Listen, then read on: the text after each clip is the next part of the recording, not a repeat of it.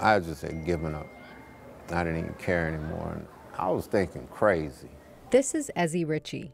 He's a 57-year-old military veteran who was homeless on the streets of Los Angeles. My mom had passed, and I really never gotten over her. Me and her were kind of close. And on top of that, I had lost 2 sons, twins. Ezzie self-medicated with alcohol and drugs. His wife said he changed, and she divorced him. He tried to recover. He enrolled in college, but a falling out with his aunt, who he was living with at the time, left him with nowhere to go. He saw things on the streets that he says he can't forget. I was on a park one night and ducking bullets. Keeping up his grades and his appearances with classmates were getting harder and harder. It got to the point to where it wasn't about homework anymore. It was like, when you get out of school, you got to find something to eat. You got to find you somewhere where you're safe to sleep tonight. That's when he met Tom Bagamane, founder and chairman of the nonprofit volunteer organization, The Giving Spirit. Twice a year, the 15-year-old Do Good group, which has 10,000 registered volunteers, packs survival kits for the homeless, which many volunteers then hand-deliver to neighborhoods with high homeless populations, as well as to shelters. Everything in those kits will allow someone to survive where they stand. So there's toiletries, basic hygiene, food, hydration products, things to keep them warm, things to keep them dry. So imagine if you had absolutely nothing, you had the shirt on your back, and somebody dropped that kit at your feet.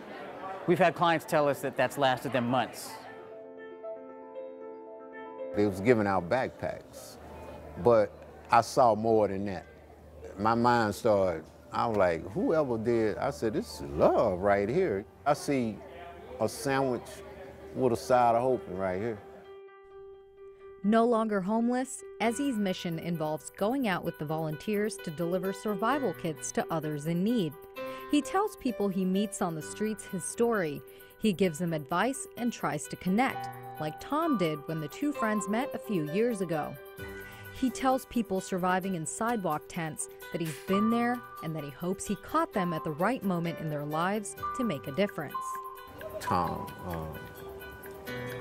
he's my friend now, you know. He's like a brother to me. And everybody that I met in that organization through him, I feel like family. They came 2 feet below the surface where I was. The Alabama native completed college with a degree in sociology and lives in an apartment through the VA's subsidized housing program in South LA.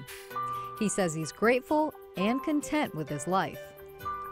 You didn't see this. It was like, shoot, I can be walking down the street, people will get off the sidewalk fearing that I'm the type of person that might, you know, take off on them any kind of minute, but it's not that. It was just, I be in my own little zone and not caring about nobody else's, not really caring about myself at that moment. Now I'm happy. You know, I can smile, a real smile, you know. I can feel a real warm feeling inside.